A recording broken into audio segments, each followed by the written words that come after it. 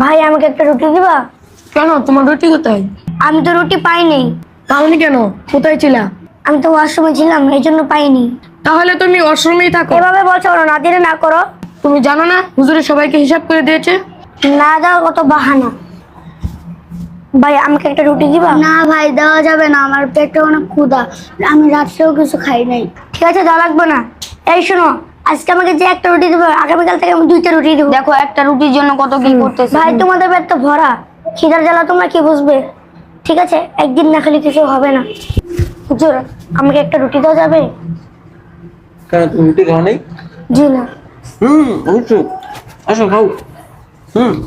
না, এগুলো তোমার, দুটো তোমার। তুমি সত্যি খাবো? হ্যাঁ অবশ্যই খাও। হুজুর আমার তো লাগবে না। কেমন লাগবে না, খাও। হুজুর আমার তো রুটি আছে। তাহলে যে বললে রুটি নেই।